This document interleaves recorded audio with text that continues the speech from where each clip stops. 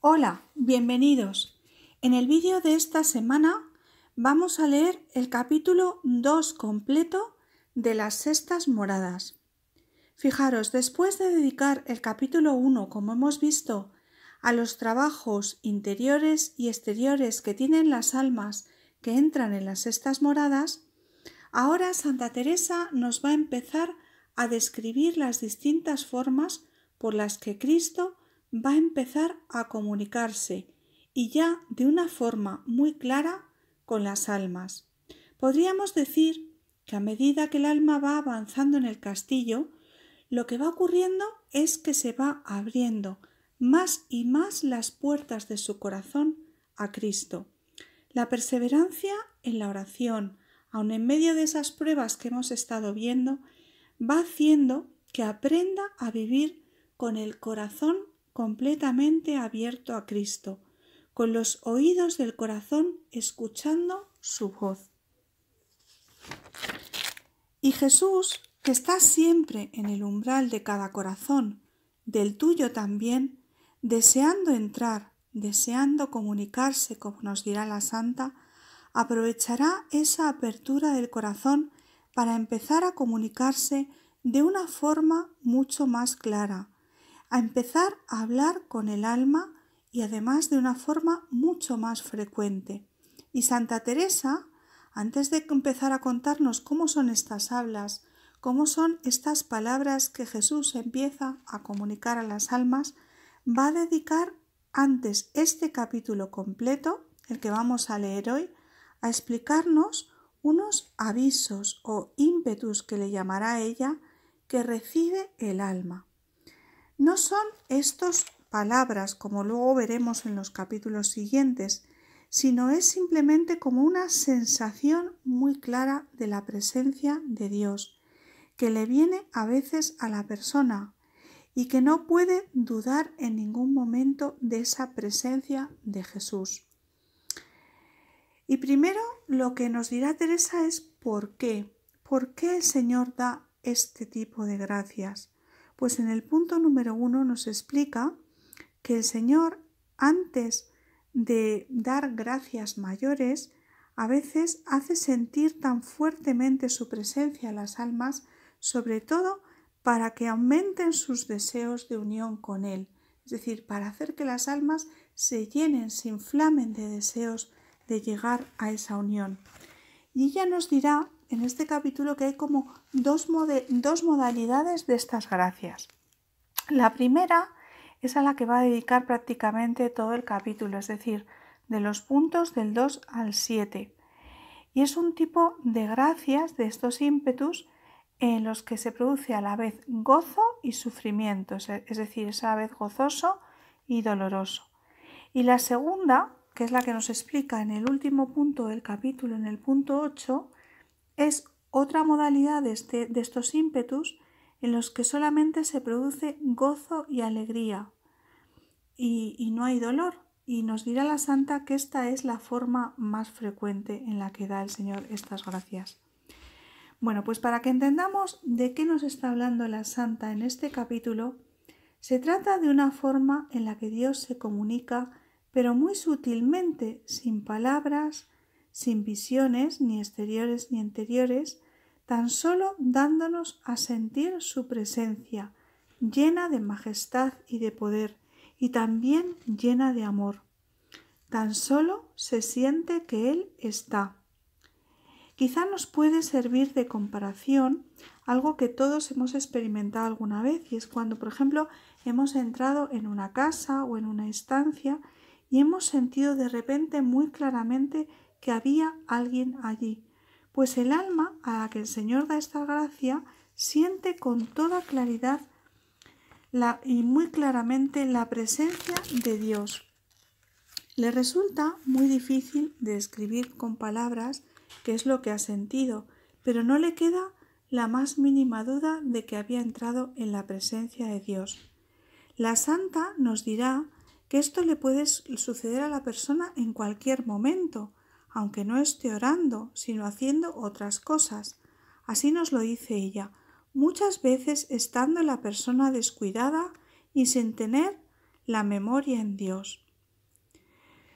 Dios actúa donde, en lo más profundo del alma, y produce como una herida de amor, que hace que el alma se inflame en amor y hasta le hace decir en alto, como dice ella, palabras de amor, ¿no? Como Dios mío, te amo, Jesús mío, pero a la vez queda apenada.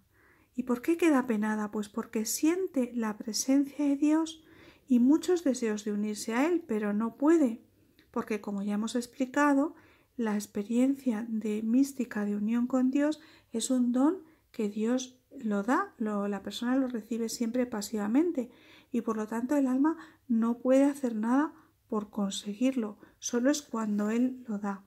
Santa Teresa tratará de poner palabras para explicarnos lo que siente la persona que recibe estas gracias, pero ella misma en el punto número 3 nos dirá que este tipo de acciones del Espíritu Santo en las almas, el Espíritu Santo que es fuego de amor, es algo tan diferente a las cosas de este mundo que realmente es muy difícil de describir con palabras humanas, con palabras de este mundo, ¿no? Se quedan las palabras muy cortas para la grandeza de las cosas que hace Dios en las almas. Por ello, la santa, para explicárnoslo, intentará buscar comparaciones. Y fijaros, nos va a presentar a lo largo del capítulo 3 comparaciones. La primera nos la dirá en el punto número 2, y es que lo comparará estos ímpetus con el paso de un cometa en el cielo o de un trueno. La segunda la veremos en el punto número 4, y lo compara con una flecha o saeta que se clava en la persona y la hiere. Y ese dolor que ya dice que la persona experimenta es como cuando esa flecha se clava y luego la persona tratará de arrancársela. Y al sacársela parece que le sacan las entrañas. Así nos explica ella cómo siente ese dolor, esa pena tan grande. Y la tercera comparación que se le ocurre a la santa y que ella misma pues se siente muy satisfecha y dice que es bastante parecido a lo que ocurre, ¿no? Se siente bastante satisfecha de la comparación que se le ha ocurrido, es comparar a Dios, que es fuego de amor, con un brasero encendido, un brasero del que saltara una chispa, una centella de fuego, le llama ella, y esa centella tocara al alma en un instante, pero fuera tan rápido y tan leve que no llega a quemarla. Y entonces así el alma se queda con unos deseos enormes de Dios, unos deseos enormes de unirse a Dios.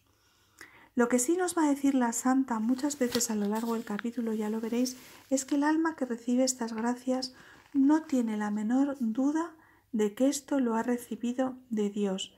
Y eso es porque las potencias, entendimiento, memoria e imaginación, aquí van a estar libres, no van a estar embebidas, como decíamos en las experiencias de unión, y se da cuenta, entonces quedan libres y así la persona se da cuenta perfectamente de que ha recibido esta gracia. De hecho, este tipo de gracias son muy frecuentes, las reciben muchas personas, aunque no las puedan describir con palabras, pero como dice ella, quien haya recibido estas gracias y lea esto, sabe perfectamente de lo que estoy hablando. Ella dice que se trata realmente de gracias muy, muy grandes y exhorta a quienes las hayan recibido alguna vez a dar muchas gracias a Dios por haber recibido una gracia así, porque realmente es una gracia muy grande.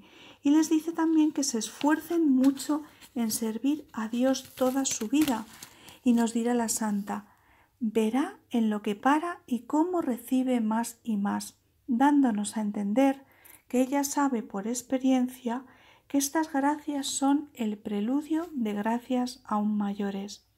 Especialmente interesantes son los puntos 6 y 7, donde la santa nos dice con precisión los efectos que estas gracias producen en las almas, y los enumera como que son 3.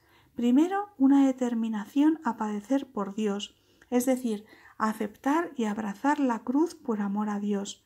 El alma queda como llena de fuerza para abrazar la cruz. Segundo, el deseo de tener muchos trabajos, es decir, el alma queda llena de ímpetus de evangelización y para la misión. Y lo tercero, que la determina a apartarse de contentos y conversaciones de la tierra, es decir, que el alma queda con mucho desprendimiento de las cosas materiales y de los asuntos de la tierra y con un deseo muy grande solo centrado en Dios. También aquí nos explica cómo estas gracias no pueden ser obra del demonio, porque el demonio no puede imitar la paz y el gozo que produce en el Señor, sino que siempre que actúa el demonio produce siempre inquietud y falta de paz.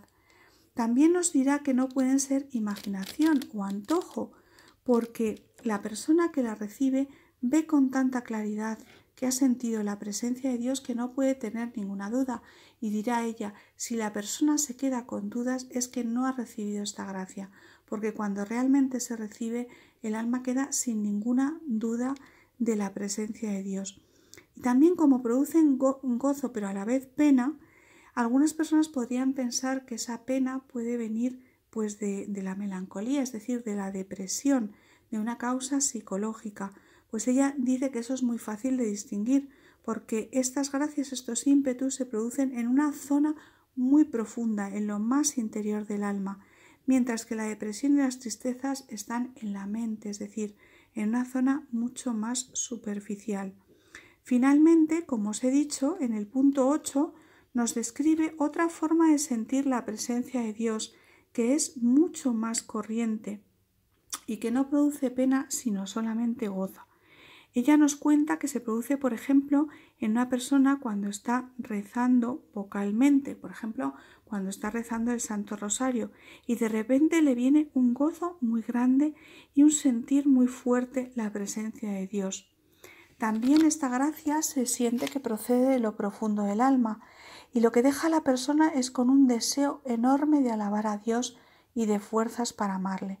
Tranquiliza a las personas que sientan estas gracias, que como os dije son mucho más frecuentes que la otra, diciendo que es siempre de Dios, que es muy difícil de que estas gracias se confundan con acciones del demonio, y la anima mucho cuando reciba estas gracias a dar muchas gracias a Dios por un regalo tan grande.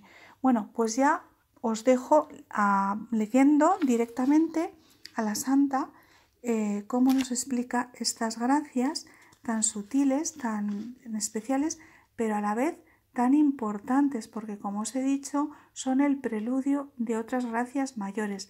Ya a partir del capítulo siguiente nos empieza a hablar ya de las hablas, de las visiones y de otras gracias. Y como siempre os animo a que os suscribáis al canal y deis a la campanita, activéis la campanita si queréis recibir el aviso de cuando siga sacando el siguiente vídeo de esta serie y también otros vídeos sobre la oración teresiana. Y también os animo mucho a que me dejéis comentarios sobre el vídeo, sobre lo que vais leyendo, cualquier duda que tengáis o cualquier pregunta que trataré de contestar enseguida. Muchísimas